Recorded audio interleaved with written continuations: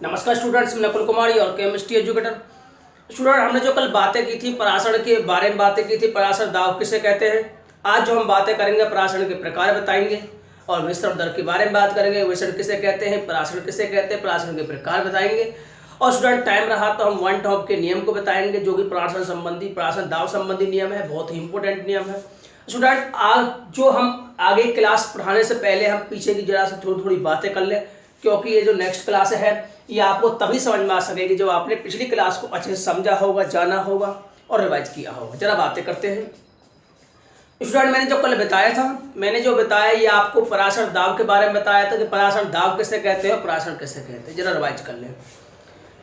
मैंने कहा था जब भिन्न भिन्न सांद्रता वाले विलयन को, मैंने क्या कहा था कि जब भिन्न भिन्न सांद्रता वाले विलयन को एक अर्ध पारगम्य झिल्ली द्वारा, है ना, मैंने क्या कहा था कि जब भिन्न भिन्न सांद्रता वाले विलयन को अर्ध पारगम्य झिल्ली द्वारा एक दूसरे से पृथक रखा जाता है। क्लियर।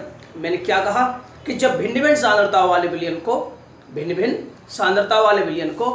एक अर्ध पारगम्य झिल्ली द्वारा अलग अलग रखा जाता है, पृथक रखा जाता है। तो स्टूडेंट्स में होता क्या है कि कम सांद्रता वाले विलयन से अधिक सांद्रता वाले विलयन की ओर अर्ध पारगम्य झिल्ली से क्या अणु गति करते हैं। किसके? कम सांद्रता वाले विलयन के अणु गति करने लग जाते हैं। क्लियर। मैंने कुछ ऐसे ही समझाया था कि यहाँ पर कोई मैंने अर्ध पारगम्य झिल्ली ली थी, यहाँ कम सांद्रता वाला विलयन था, यहाँ अधिक सांद्रता वाला विलयन था। उसमें हमने समझा था कि जब कम सांद्रता वाले विलयन, जब दो भिन्न भिन्न सांद्रता वाले विलयन को अर्ध पारगम्य झिल्ली द्वारा पृथक रखा जाता है, एक ही पात्र में रखा जाता है, तो कम सांद्रता वाला जो विलयन है उसके जो अणु है ना, उसके जो अणु है वो क्या करते हैं, गति करने लग जाते हैं। किसकी तरफ? अधिक सांद्रता वाले विलयन की तरफ गति करने लग जाते हैं। किसमें से होकर? अर्ध पारगम्य झिल्ली से होकर। अर्ध पारगम्य झिल्ली हमने जाना था, समझा था कि हर वनस्पति, हर जीव जंतु के पास ये अर्ध पारगम्य झिल्ली होती है और आगे भी समझेंगे हम।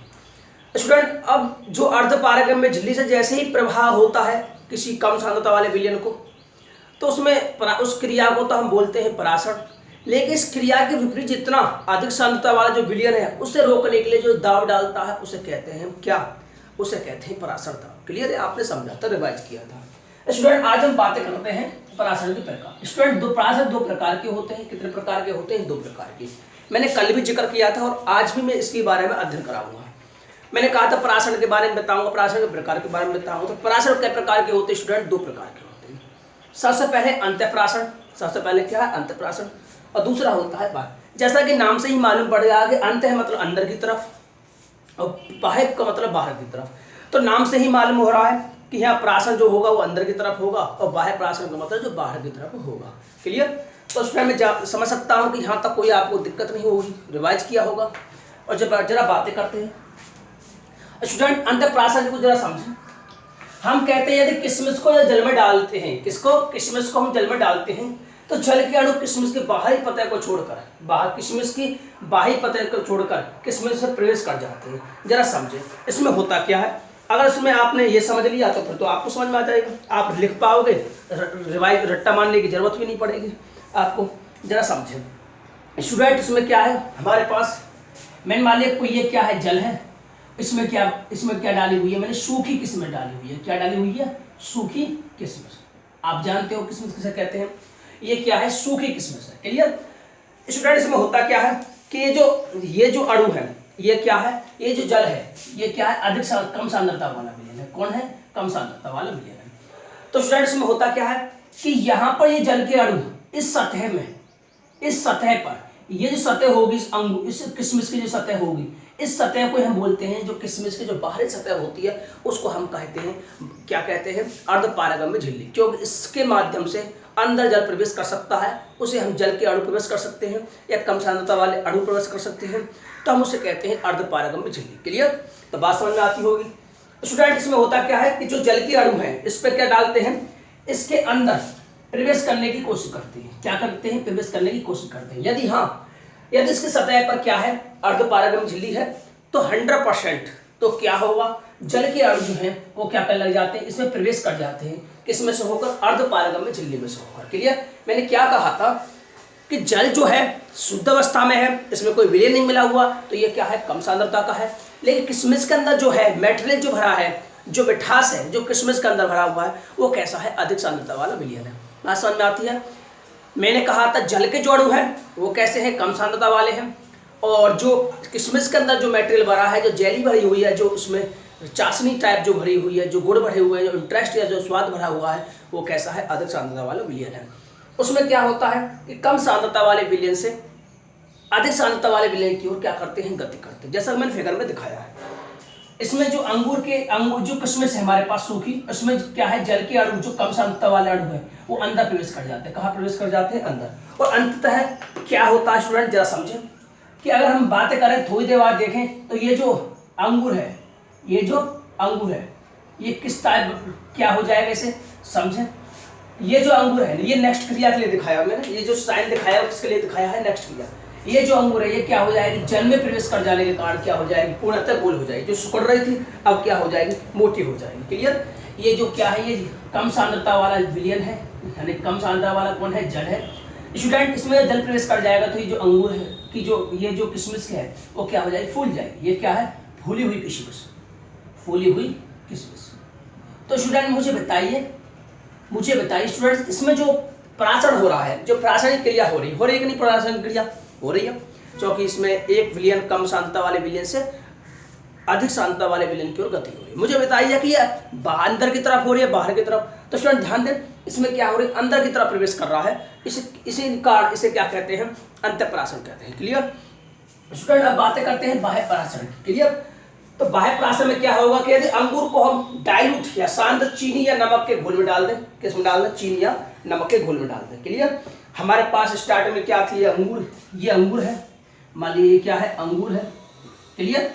अब हम इसे क्या करें, चीनी या नमक के घोल में डाल दें, चीनी या नमक के घोल में डाल दें। तो चीनी या नमक का घोल, ये क्या है, चीनी या नमक का घोल, मान लीजिए चीनी या आप जो भी चाहो, नमक का घोल जो भी ले सकते हो यहाँ पर। क्लियर। ये क्या है, अंगूर है, और ये क्या है, चीनी या नमक का घोल है। क्या है, चीनी या नमक का घोल है। जरा समझो स्टूडेंट्स में होता क्या है कि ये चीनी या नमक का घोल होने, नमक का चीनी का घोल होने पर विलय मिल जाने पर ये जो बन गया, कैसा हो गया, ये अधिक सांद्रता वाला विलयन हो गया। ये कैसा हो गया, अधिक सांद्रता वाला विलयन हो गया। क्लियर। यहाँ तो बात समझ में आती होगी। उसके बाद स्टूडेंट ये जो है अंगूर है, ये कैसा है, कम, इसके जो अंदर मटेरियल भरा हुआ है ये कैसा है, कम सांद्रता वाला। कैसा है, कम सांद्रता वाला। क्लियर। मैंने क्या कहा, जरा समझे कि मेरे पास जो अंगूर है, ये क्या है, ये मेरे पास जो अंगूर है, इसके अंदर जो भी मटेरियल भरा हुआ है, जो भी पदार्थ भरा हुआ है, उसका जो सांद्रता है कैसी है, कम है, लेकिन इसकी कैसी है, अधिक है, क्योंकि चीनी या नमक को हमने मिलाया हुआ है अधिक सांद्रता वाले विलयन। क्लियर। तो स्टूडेंट मुझे बताइए कि प्रासनिक क्रिया में कम से अधिक की ओर जाता है, अधिक से कम की ओर जाता है। आपने जाना है कि विलयन किस में गति करता है, कम सांद्रता वाले विलयन से अधिक सांद्रता वाले विलयन की ओर गति करता है। ठीक है। अब स्टूडेंट हम बातें करें, अब इसमें होता क्या है कि इसमें से कुछ अणु, इसमें से कुछ कम सांद्रता वाले अणु, कम सांद्रता वाले विलयन के अणु बाहर की तरफ इस अर्धपारगम्य झिल्ली से, जो अंगूर की बाहरी सतह जो होती है, जिसमें से बाहरी सतह से होती है, जिसमें से ये प्रवेश कर सकता है, बाहर जा सकता है, निकल सकता है, उसको हम क्या कहते हैं, ये अर्धपारगम्य झिल्ली कहते हैं। क्लियर। जो हल्की हल्की जो परत होती है उसे हम अर्धपारगम्य झिल्ली कहते हैं, क्योंकि इसमें से कम सांद्रता वाले विलयन से के अणु बाहर जा सकते हैं, अंदर प्रवेश भी कर सकते हैं, ऐसा इसमें होता है। क्लियर। तो उसमें से क्या होगा, इसके जो विलायक के अणु है, कम सांद्रता वाले विलयन के जो अणु है इसके अंदर, वो बाहर निकलते हैं। क्लियर। तो इसमें होता क्या है वो हम नेक्स्ट स्टेप में बताते हैं। ये अंगूर क्या है, सिकुड़ जाएगा। क्या हो जाएगा, सिकुड़ जाएगा, जैसा कि मैंने ऊपर लिखा है। इस क्रिया को हम यहाँ दिखा दें कि उसमें हुआ क्या, इसमें हुआ क्या स्टूडेंट, इसमें होता क्या है कि ये अंगूर क्या हो जाएगा, सिकुड़ जाएगा, किसमें, नमक के विलयन में डालने पर। क्लियर। ऐसा अंडा का केस होता है, अगर अंडा में डालें तो अंडा में सिकुड़ जाएगा। क्लियर। तो ये अंगूर क्या हो जाएगा, सिकुड़ जाता है। क्या हो जाएगा, सिकुड़ जाएगा, सिकुड़ा हुआ। क्लियर। सिकुड़ा हुआ अंगूर। स्टूडेंट मुझे बताइए, इसमें जो प्राशन हुआ वो अंदर से बाहर की तरफ हुआ, यानी बाह्य प्राशन हुआ। इसमें क्या था कि अंदर की तरफ हुआ, इसे हम कहते हैं अंतःप्राशन। क्लियर। उम्मीद कर रहा हूं मैं कि आपके यहाँ तक समझ में आ गया होगा। आप रिवाइज करोगे तो समझ में आएगा। स्टूडेंट अब बातें करते हैं विसरण की, किसकी बातें करते हैं, डिफ्यूजन की बातें करते हैं। क्लियर।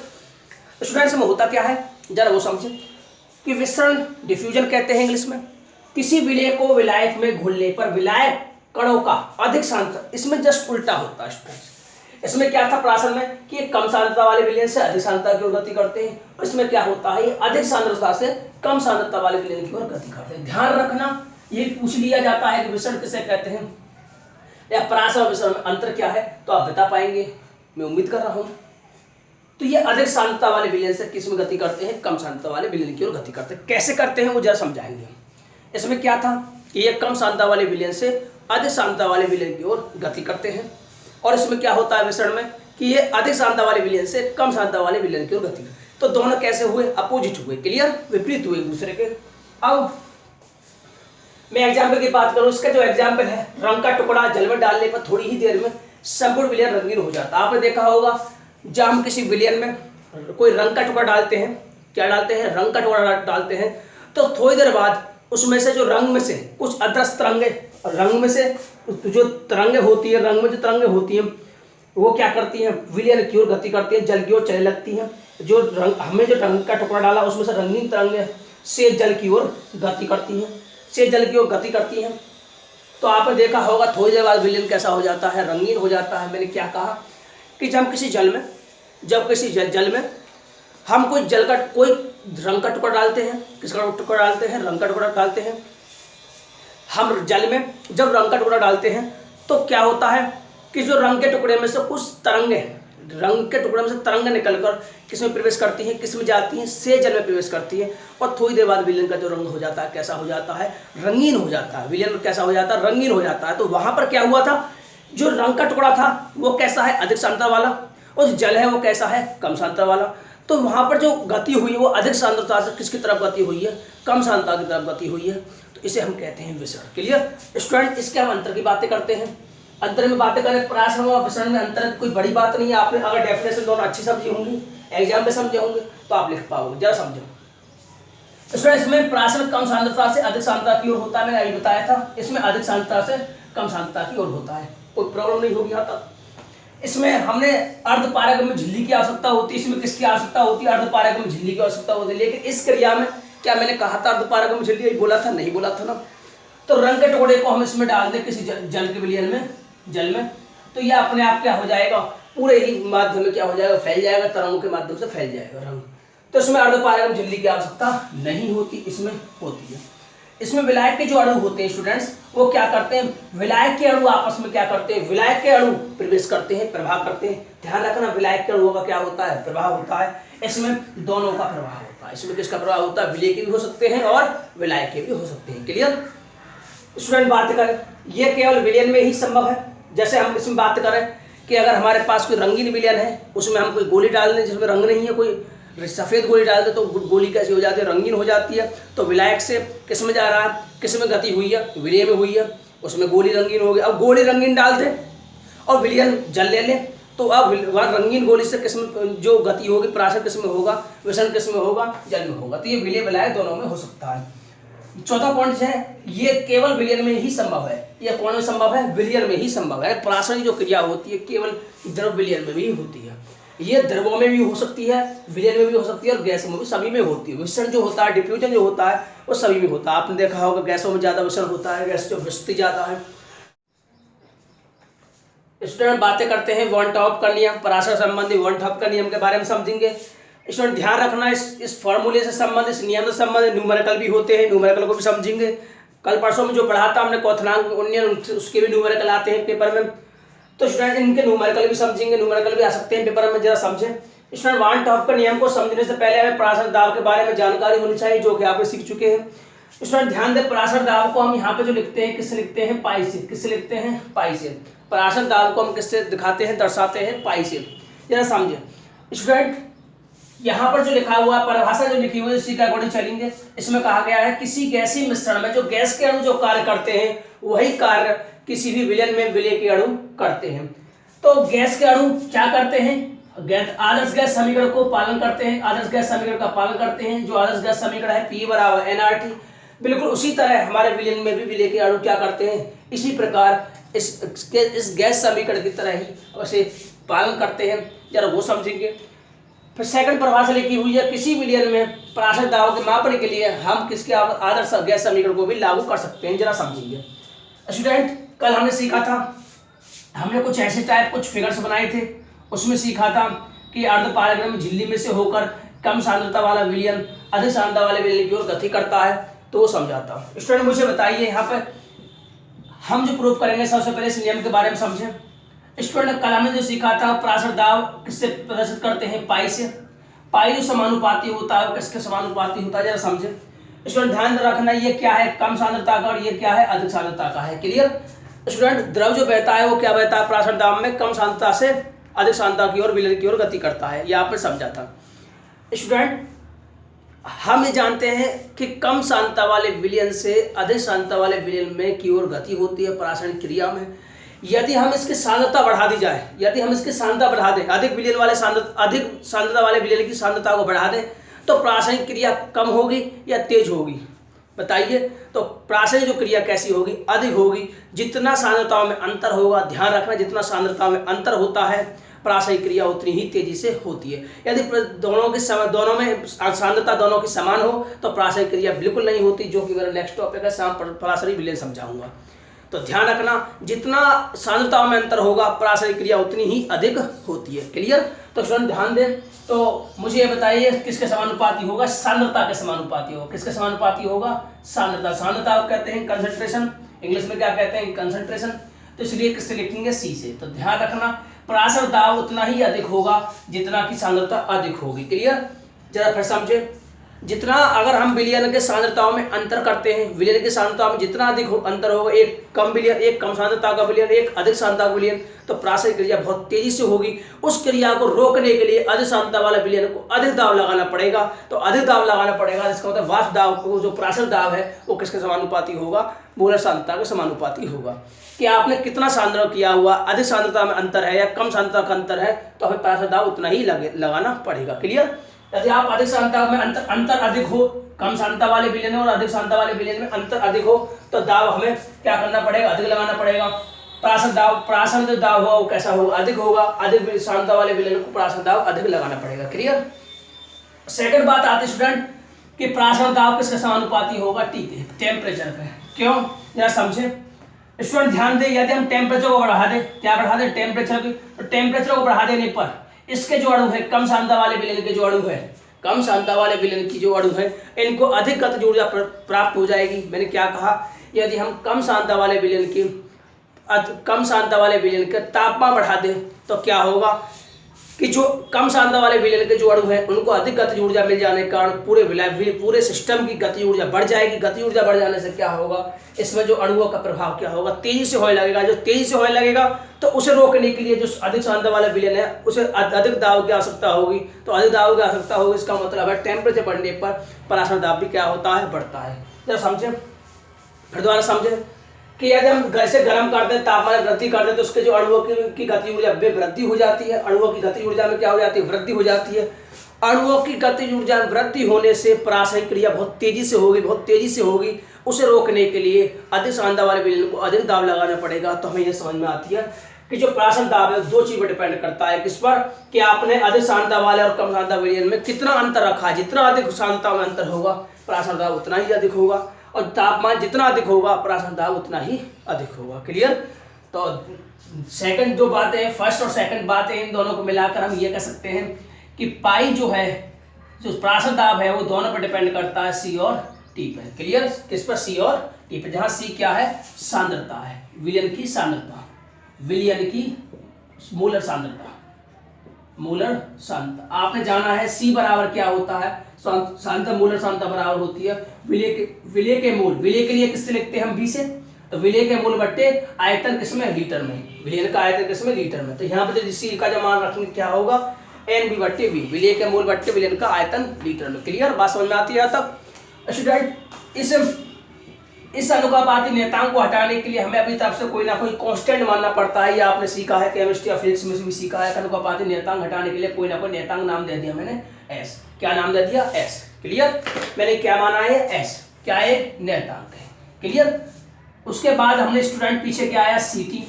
तो पाई जो है एस नियतांक, और सी का जो मान है वो कितना है, एन बी बट्टा वी इंटू टी।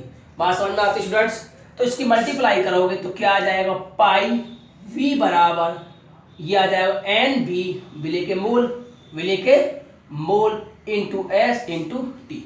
अब मुझे बताइए स्टूडेंट्स कि यहाँ हमारा जो आदर्श गैस समीकरण है, आदर्श गैस समीकरण क्या है उस तरह बताएं।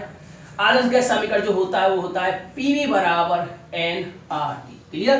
देखो इन दोनों में समानता देखने को मिल गई होगी आपको, यहाँ पे V है, यहाँ पे V है। यहाँ किसका आदर्श गैस का दाब है, यहाँ गैस का क्या है, वाष्प पराशर दाब है। तो दोनों में क्या है, समानता। बिल्कुल ये आदर्श गैस समीकरण की तरह ही समीकरण बन गया। जरा समझे कि यहाँ जो पाई है, यहाँ जो P है, P क्या है, P जो है यहाँ पर आदर्श गैस समीकरण में P जो होता है गैस का दाब होता है, गैस का दाब है, क्या है, गैस का दाब। अब मुझे यह बताइए यहाँ जो पाई है वो क्या है, विलयन का, क्या है, विलयन का वाष्प दाब, विलयन का सॉरी परासरण दाब, विलयन का परासरण दाब। क्लियर। दोनों में समानता हुई। उसके बाद V क्या है, आयतन है, किसका, गैस का आयतन है। यहाँ किसका आयतन है, विलयन का आयतन है। यहाँ जो V है वो किसका आयतन है, गैस का आयतन है। यहाँ V किसका आयतन है, गैस का आयतन है। यहाँ V किसका आयतन है, गैस का आयतन है, गैस का आयतन है। लेकिन स्टूडेंट यहाँ पर जो V है वो क्या है, विलयन का आयतन। किसका आयतन, विलयन का आयतन। बिल्कुल सेम आदर्श गैस समीकरण की तरह ही समीकरण है। इसलिए जो नियम है वो क्या है, किसी गैसीय मिश्रण में गैस के जो अणु हैं वो कार्य के अणु जो कार्य करते हैं वही कार्य किसमें करते हैं, विलयन के लिए, विलय के अणु करते हैं। क्लियर। या ये समझे किसी विलयन में पराशर दाब को मापने के लिए हम आदर्श गैस समीकरण को भी लागू कर सकते हैं। जरा समझे स्टूडेंट, यहाँ पर जो n है वो क्या है, गैस के मोल है। यहाँ पर जो समीकरण है इसमें n क्या है, गैस के मोल है। और तो स्टूडेंट मुझे बताइए कि यहाँ पर एन बी क्या है, मैंने बी भी लिखा हुआ है समझने के लिए, तो ये किसके मोल है, विलय के मोल है। क्लियर, बात समझ में आती है। उसके बाद यहाँ पर जो टी है वो क्या है, ताप है। टी क्या है, ताप है। दोनों में तापमान है, क्या है, ताप, क्या है, दोनों में तापमान या तापमान। टी जो स्मॉल टी लिखते हैं, स्मॉल टी ताप के लिए लिखते हैं, और कैपिटल टी परम ताप बोलते हैं। किसे बोलते हैं, परम ताप। परम ताप मतलब केल्विन। टी जो है दोनों में क्या है, परम ताप है, क्या है, परम ताप है। इसमें आर क्या है, गैस स्थिरांक है, क्या है, गैस स्थिरांक है, क्या है, गैस स्थिरांक है। इसमें एस जो है वो क्या है, सार्वत्रिक विलयन स्थिरांक। ये सार्वत्रिक गैस स्थान है, सार्वत्रिक गैस स्थिरांक है। क्लियर। और ये जो एस है इसमें एस क्या है, सार्वत्रिक विलयन स्थिरांक, विलयन स्थिरांक। क्लियर। सार्वत्रिक गैस नियतांक है और ये क्या है, विलयन, सार्वत्रिक विलयन स्थिरांक है। Clear student. इसका जो मान होता है आपने जाना है, गैस नियतांक का जो मान होगा 0.0821 कितना होता है, 0.0821 एटीएम, 0.0821 लीटर एटीएम पर मोल, पर मोल। स्टूडेंट अब आगे बात करें इस फॉर्मूले को हम आगे कैसे लिख सकते हैं, जरा समझे स्टूडेंट। पाई बराबर V मल्टीप्लाई नीचे पहुंच जाएगा। अगर ml में बदलना हो तो क्या, अगर ये विलियन किस्म दे रखा हो, आयतन ml में दे रखा हो तो किससे गुणा होगी, 1000 से गुणा होगी। क्लियर। उसके बाद विलय के मोल जो निकालते हैं तो weight by molar mass, WB बट्टे MB, आपने समझा है, WB बट्टे MB into S into T। Clear. ये V नीचे पहुंच गया और अब मिलीमीटर में है तो 1000 मल्टीप्लाई कर देंगे तो ये फॉर्मूला इसमें चेंज हो गया। ये न्यूमेरिकल के लिए बहुत काम करेगा। NB की जगह W बट्टे B, W बट्टे M, S T और आयतन नीचे लिया है हम, और ml बदलने के लिए क्या करोगे, 1000 मल्टीप्लाई करोगे ऊपर। तो इस फॉर्मूला को स्टूडेंट ध्यान रखना, याद रखना। जो बातें करते हैं समपराश्रय विलयन, तो ध्यान दें स्टूडेंट, वे दो विलयन जिनका समान ताप पर पराशर दाब कैसा हो, समान हो, पराशर दाब कैसा हो, समान हो।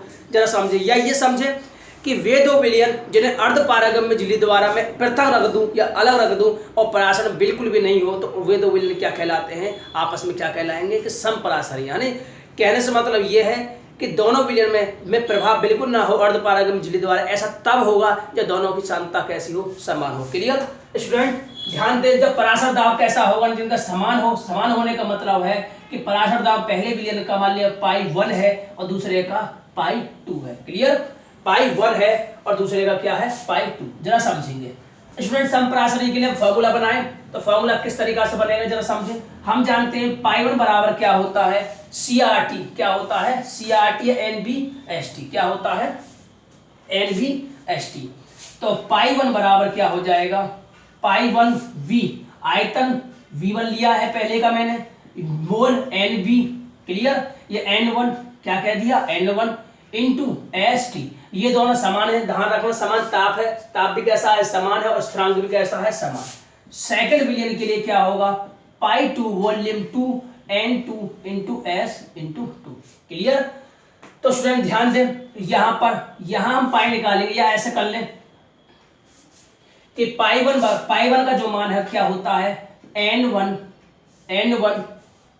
और N1 ST, या ये धर दे पाई का मान डायरेक्ट धर दे, यहाँ पर पाई का मान कितना होगा, WB MB, clear, into ST into 1000, और नीचे जो हो जाएगा V ml, ऐसे यहाँ पर होगा WB MB, क्या होगा, WB MB गुणा ST गुणा 1000/V गुणा 1000/V, क्लियर। तो यहाँ पर मैंने फर्स्ट के लिए मान लिया V1 है, इसके मूल कितने, मूल सांद्रता कितनी है इसके मूल द्रव्यमान मान लिया V1 है, इसकी V2 नाम दे दिया मैंने, क्लियर। तो यहाँ पे S into T into 1000 upon में V, यदि दोनों V1 और V2 ये दोनों तो कैंसिल हो जाएंगे यहाँ पे, यदि ऐसा हो, कैसा हो कि आयतन दोनों का कैसा हो, समान हो, तब ये जो फॉर्मूला बन जाएगा, ये बन जाएगा कि पहले वाले के जो मोल हैं, मान ली V1 नाम दे दिया, और दूसरे के जो मोल हैं आपस में जो संबंध बन जाएगा, संप्रासनी के लिए कैसे हो जाएंगे, बराबर हो जाएंगे, क्लियर। तो स्टूडेंट ध्यान रखो एक चीज, और आपके काम जरूरत की है, आप समझे कि हमें देखा यदि RBC जो लाल रुद्र कणिकाएं होती है, अगर हम उनको जल में रख दें, लाल रुद्र कणिकाएं को हम जल में रख दें, तो क्या होगा कि जब वो लाल रुद्र कणिकाएं फूल जाती हैं। ऐसा क्यों होता है, क्योंकि लाल रुद्र कणिकाओं में जो विलयन है, समझे जरा, लाल रुद्र कणिकाओं को हम जल में रख दें तो वो कुछ समय बाद फूल जाती हैं। ऐसा क्यों होता है, क्योंकि लाल रक्त कणिकाएं जो होती हैं, लाल रुद्र कणिकाएं जो होती हैं, उनमें जो विलयन होता है वो कैसा होता है, अधिक सांद्रता का विलयन होता है, और जो जल कैसा होता है, कम सांद्रता का विलयन होता है। तो प्राशन क्रिया के द्वारा जल जो है कम सांद्रता का जो विलयन है, लाल रुद्र कणिका जो है अधिक सांद्रता वाले विलयन है, उसकी तरफ गति करेगा, जिससे क्या हो जाएंगे, RBC है जो है वो फूल जाएगी। जबकि इसमें उल्टा रख दें कि लाल रुद्र कणिकाओं को नमक के विलयन में रख दें, तो नमक के विलयन में रखने पर क्या हो जाती है, वो सिकुड़ जाती है। ऐसा क्यों होता है, वो सिकुड़ जाती है, ऐसा क्यों होता है, जरा समझे कि लाल रुद्र कणिकाएं कैसी होंगी, वहाँ कम सांद्रता की होंगी, और जो नमक का विलयन है वो कैसा है, अधिक सांद्रता का विलयन है, कैसा है, अधिक सांद्रता का विलयन है। तो लाल रुद्र कणिकाएं कम सांद्रता वाली जो कणिकाएं वो अधिक सांद्रता वाले विलयन की ओर गति करेंगी, प्राशन क्रिया द्वारा क्या हो जाएंगे, सिकुड़ जाएंगे, क्लियर। वहां पर वो क्या हो जाएंगे, कम सांद्रता वाले विलयन की काम करेंगे, और वहां पर नमक क्या है, अधिक सांद्रता वाले विलयन की ओर काम करेगा, क्लियर। स्टूडेंट कभी आपने देखा होगा हॉस्पिटल में जो बोतल चढ़ाई जाती है, जो डिप जो चढ़ाई जाती है, उसमें जो NaCl देखा होगा बोतल में, आपने जो लिखा होगा उसमें कुछ ऐसा कुछ करके लिखा होगा 0.9 वेट बाई वॉल्यूम NaCl मिला होगा उसमें। इसका मतलब ये हुआ हम जो बोतल जो चढ़ाएंगे, जो ड्रिप जो चढ़ाएंगे, उसमें जो हम जो RBC जो रक्त में जो ड्रिप जो चढ़ाई जाती है, वो जब चढ़ाई जाएगी जब दोनों का कैसा हो, समान हो, प्राशन दाब कैसा हो, समान हो, या दोनों की सांद्रता कैसी हो, समान हो, क्लियर। इसमें से यदि कोई कम या ज़्यादा हो गया, इसमें से कोई एक कम या ज़्यादा होगा, तो जो रक्त कणिकाएं जो होती हैं वो क्या हो जाएंगी, सिकुड़ जाएंगी, अब भूल जाएंगी, क्लियर। तो ध्यान रखें स्टूडेंट। अब जो हम बातें करेंगे, ये तो हमारा प्राशन दाब के बारे में बातें की थी, ये न्यूमेरिकल के लिए काम करेगा स्टूडेंट। हम जो बातें करेंगे नेक्स्ट टॉपिक में न्यूमेरिकल्स भी पढ़ाएंगे, आपको न्यूमेरिकल्स कराएंगे, इसके न्यूमेरिकल्स इंपॉर्टेंट है। जब तक आपने रिवाइज कीजिए ने उम्मीद कर रहा हूँ कि आपके समझ में आ गया होगा, नहीं तो आप 2-3 बार रिवाइज कीजिए, कुछ बुक्स की स्टडी करोगे तो सब कुछ समझ में आता है, क्लियर। जब तक आप रिवाइज नहीं करोगे, आप पिछली क्लास को नहीं समझे होंगे, तो ये क्लास बिल्कुल भी समझ